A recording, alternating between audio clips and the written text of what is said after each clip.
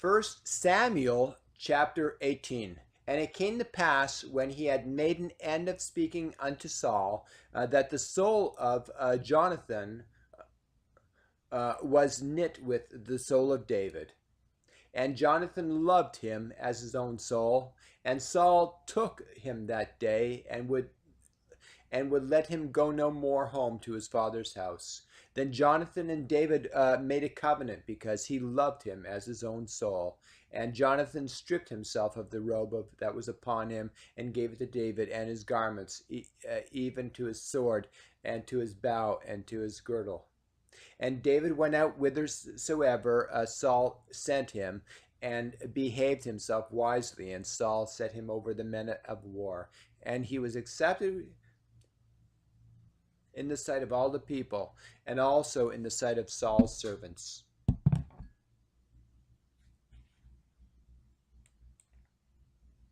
And it came to pass, as they came, when David was returned from the slaughter of the Philistine, that the women came out of the cities of Israel, singing and dancing to meet King Saul with tabrets, with joy, and with instruments of music. And the women answered one another as they played, and said, Saul hath slain his thousands, and David his 10,000s. And Saul was very wroth, and the saying displeased him. And he said, They have ascribed unto David 10,000s, and to me they have ascribed but thousands. And what can he have more but the kingdom? And Saul eyed David from that day and forward. And it came to pass on the morrow that the evil spirit from God came upon Saul, and he prophesied in the midst of the house. And David played with his hand as at other times, but there was a javelin in Saul's hand. And Saul cast the javelin, for he said, I will smite David even to the wall with it. And David avoided out of his presence twice. And Saul was afraid of David, because of the Lord was with him, and was departed from Saul. Therefore Saul removed him from him, and made him his captain over 1,000. And he went out and came in before the people. But David behaved himself before the people, and David behaved. Oh. I'll read it again. And Saul was afraid of David, because the Lord was with him, and was departed from Saul. Therefore Saul removed him from him, and made him his captain over 1,000. And he went out and came in before the people. And David behaved himself wisely in all his ways, and the Lord was with him. Wherefore when Saul saw that he behaved himself very wisely, he was afraid of him. But all Israel and Judah loved David, because he went out and came in before them. And Saul said to David, Behold my elder daughter Merab, her I will give thee to wife. Only be thou valiant for me, and fight the Lord's battles. For Saul said, Let not mine hand be upon him, but let the hand of the Philistines be upon him. And David said unto Saul, Who am I, and what is my life, or my father's family in Israel, that I should be son-in-law to the king?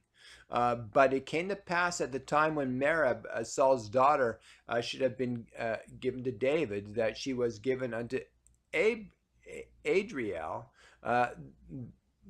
the Meholathite, to wife. And Michal, Saul's daughter, loved David. Michal, Saul's daughter, loved David. And they told Saul the thing pleased him.